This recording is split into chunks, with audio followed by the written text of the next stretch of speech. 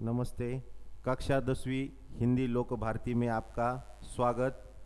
मैं अमले बीए। आज हम कक्षा 10वीं हिंदी का पहली इकाई का तीसरा जो पाठ है, जो कि एक हास्य व्यंग के रूप में है, हास्य व्यंग निबंध के रूप में है, जिसका नाम है वारे हमदर्द। इसके बारे में आज हम जानकारी लेंगे।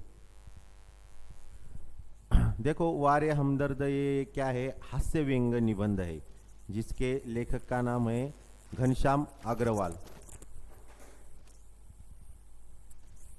देखो, यह जो विधा है, यह विधा वारे हमदर्द, ये जो विधा है, यह हास्य व्यंग निबंध है। यह विधा है, इसमें से हमें सहनशीलता जैसे मूल्य सीखने हैं। तो आइए देखते हैं लेखक का परिचय। घनश्याम अग्रवाल जी, इनका जन्म 1942 अकोला, जो कि हमारे महाराष्ट्र में ही हुआ है। देखो, अब यह जो हास्य व्यंग निबंध है, यह पढ़ने का उद्देश्य क्या है हमारा? प्रस्तुत हास्य व्यंग जो है, इसमें लेखक ने एक दुर्घटना के माध्यम से बड़े रोचक और विनोदी ढंग से हमारे सामने प्रस्तुत किया है। हमदर्दी कभी कभी किस तरह पीड़ादायी ठहर सकती है, बन सकती है, यही सुंदर तरीके से यहाँ पर उन्होंने दर्शाने की कोशिश की है। यह हास्य निबंध हमें क्यों पढ़ना है? छात्रों को वाहतुकों के नियम का महत्व बताने के लिए, अस्पतालों का महत्व बताने के लिए। यह हास्य निबंध से हमें क्या पढ़ना है? छात्रों को अपने कर्तव्य के प्रति अवगत कराना, विभिन्न दुर्घटनाओं से अवगत कराना। तो आइए शुरू करते हैं हमारा जो हास्य व्यंग निबंध है, जिसका नाम है वारे हमदर्द, जिसके लेखक है घनश्याम अग्रवाल। देखो, अब इस चित्र में देखिए कि एक कार है, और उस कार और साइकिल से टकराने के बाद ये एक्सीडेंट की घटना होती है। देखो, लेखक उस दिन क्या हो गया था? उस दिन लेखक पूंजीवादी और समाजवादी अर्थव्यवस्था पर भाषण था, और वह भाषण सुनकर वह आ रहे थे। अब देखो, कौन सा भी अगर भाषण हमने सुन लिया हो और उस भाषण का प्रभाव अगर हमारे मन में हो, तो हमारे मन में एक प्रकार का उत्साह रहता है, अति उत्साह। और उत्साह के मारे वह जो लेखक है, वह साइकिल से जोर से चला रहे थे, और उतने में एक कार आ गई, और भाषण के प्रभाव से उनके साइकिल जी थी लेखक की, वह जोर से चला रहे थे। निश्चित रूप से कह सकते हैं तो, किंतु मेरी साइकिल करीब आने के बाद दोनों एक सामने, जैसे दो विरोधियों जैसे आपस में भिड़ते हैं, उस तरह उनका जो साइकिल और वो कार है, उनकी दुर्घटना हो गई, और उतने में लेखक पड़ गए। और लेखक के मन में आया, मैंने खामाखाम पूंजीवादी और समाजवादी झगड़े में टांग अड़ाई, फलस्वरूप मेरी टांग टूट गई। और दुर्घटना के बाद आज भी इंसानियत कायम है, यह सिद्ध करने के लिए कुछ लोग मेरी तरफ दौड़े। देखो, जो कोई भी अगर दुर्घटना होती है हमारे सामने, तो हम क्या करते हैं? वह सहायता करने के लिए झट से वहाँ पर चले जाते हैं। ठीक उसी तरह ही लेखक को वहाँ पर दुर्घटनाग्रस्त देखकर कुछ लोग यहाँ पर इकट्ठा हुए दिखाई देते हैं। उन्होंने क्या किया? लेखक को उठाया और अस्पताल में भर्ती करा दी। देखो, इस चित्र में जो लेखक है वह यहाँ पर लेटे हुए, उनका एक पैर टूटा हुआ दिखाई देता है। आँख खुलते ही लेखक ने अपने आप को, आँख जैसे ही लेखक की खुली, लेखक अब दुर्घटना होने के बाद बेहोश पड़े थे, और जैसे ही उनकी आँख खुली तो उन्होंने खुद को एक बिस्तर पर देखा, और उनके आजू बाजू में देखा तो कुछ परिचित थे और कुछ अपरिचित चेहरे खड़े थे। आँख खुलते ही उनके चेहरों पर उत्सुकता की लहर जो है वो दौड़ पड़ी। किनके चेहरों पर? जिन लोगों ने उन्हें अस्पताल में लाया था, और जो परिचित और अपरिचित थी, उनके मन में एक उत्सुकता की लहर दौड़ पड़ी, यानी कि उन्हें खुशी हो गई कि पेशेंट को होश आ गया।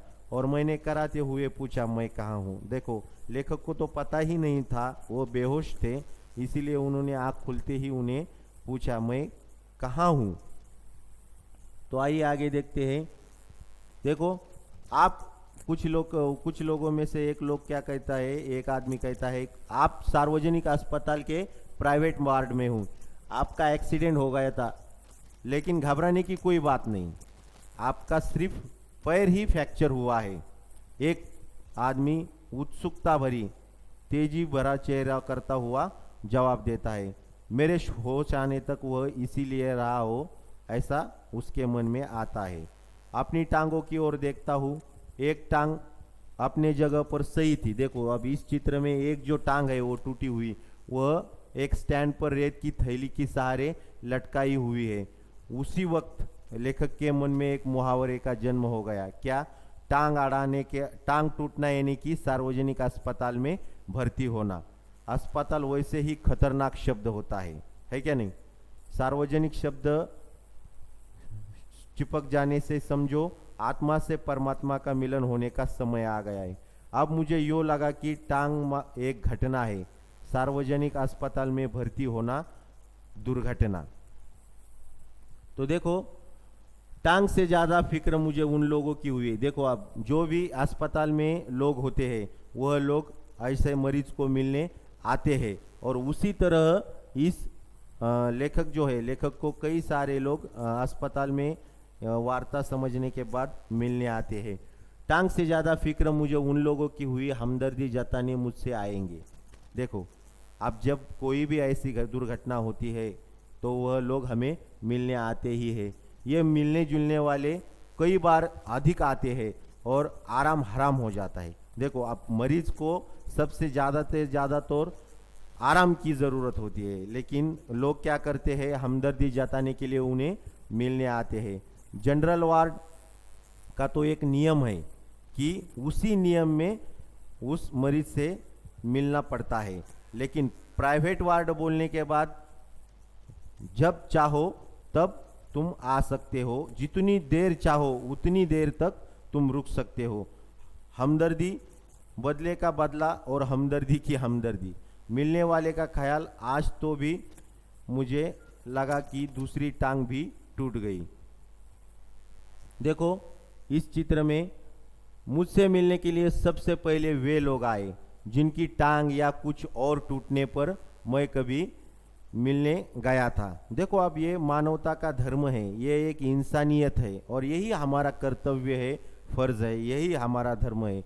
जो भी कोई ऐसी दुर्घटना में हो तो हम लोग उन्हें मिलने के लिए जाते हैं। मानो उस दिन का इंतजार कर रहे थे कि सब मेरी टांग टूटे और कब वे एहसान चुकाए। ऐसा लेखक को समझ में आया था। इनकी हमदर्दी ने यह बात खास छिपी रही थी कि देख बेटा, वक्त सब पर आता है।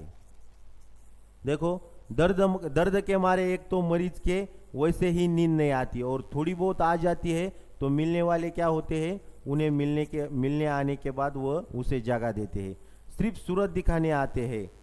ऐसे में तो एक दिन मैंने तय किया कि अब कोई भी आदमी हमें मिलने आया तो मैं आँख नहीं खोलूंगा, ताकि लोग समझ जाएंगे कि मरीज जो है वह गहरी नींद में है, अब उसे जगाना उचित नहीं है। ठीक वैसे ही किया, लेकिन ऑफिस के बड़े बाबू आए और मुझे सोया जानकर वापस जाने के बजाय वे सोचने लगे, यदि मैं वैसे ही न मिलते हुए न बातचीत करते हुए अगर मैं चला जाऊं तो इन्हें पता कैसा चलेगा। उन्होंने क्या किया, धीरे धीरे मुझे हिलाना शुरू कर दिया, और फिर भी जब मेरी आंखें नहीं खुली तो उन्होंने मेरे टांग के टूटे हुए हिस्से को जोर से दबाने की कोशिश की, और दर्द के मारे मैंने चीखते हुए जब आंखें खोली तो वह मुस्कुराता हुए बोले, क्या? कहिए अब दर्द कैसा है? मोहल्ले वाले अपने फुर्सत से मिलने आते हैं। उस दिन जब सोनाबाई, देखो अब एक सोनाबाई नाम की औरत है, वो औरत अपने 4 बच्चों के साथ लेखक को मिलने के लिए आती है। देखो उन्होंने आते ही मेरी ओर इशारा कर दिया और बच्चों से कहा, देखो अपने चाचा जी। उनका अंदाज कुछ ऐसा था मानो जैसे ये कोई चिड़ियाघर दिखा रही है बच्चों से। ये देखो यहाँ पर चिड़ियाघर के पास बंदर बैठा हुआ है, उसी अंदाज में इस चित्र में हमें दिखाई देता है। बच्चे जो है वो देखो, बच्चे बहुत शरारती होते हैं। उन्हें अस्पताल या मंदिर या घर, वह कुछ भी उन्हें कोई लेना देना नहीं रहता, वो अपना बस खेलने का काम शुरू करते हैं। वैसे ही सोनाबाई के बच्चे जो है वो अस्पताल में खेलने लगे और एक कुर्सी पर चढ़ गया उतने में, और मेज पर एक सोनाबाई की छोटी लड़की दवा की जो शीशी थी लेखक की, वह कथकली डांस करने लगी हाथ में लेकर। रप रप की आवाज ने मेरा ध्यान बटाया। क्या देखता हूँ कि सोनाबाई का एक लड़का मेरी टांग के साथ लटक रही रेती की थैली पर बॉक्सिंग की प्रैक्टिस कर रहा था। देखो, उसे कोई लेना देना नहीं है, बच्चा है वो। मैंने इसके पहले ही उसका मन करता सोनाबाई की लड़की ने जो उसके हाथ में दवा की शीशी थी, वो शीशी क्या कर दी, पटक दी।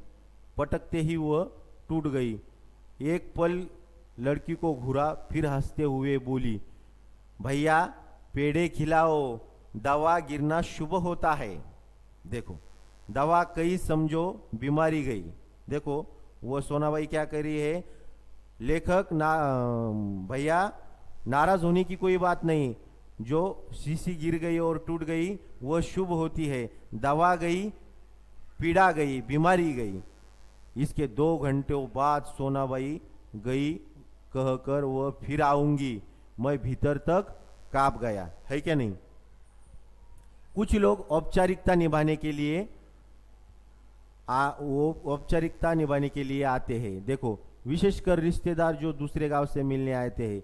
ऐसे में एक दिन क्या हो गया, एक टैक्सी कमरे के सामने आकर रुकी और उतने से निकलकर एक आदमी मुझसे मिलने के लिए आया और उसने मेरी छाती पर सिर रखकर औंध पड़ रोने लगा और कहने लगा, हाय मैं तुम्हें क्या हो गया, हाय तुम्हें क्या हो गया, कार वालों का सत्यानाश हो।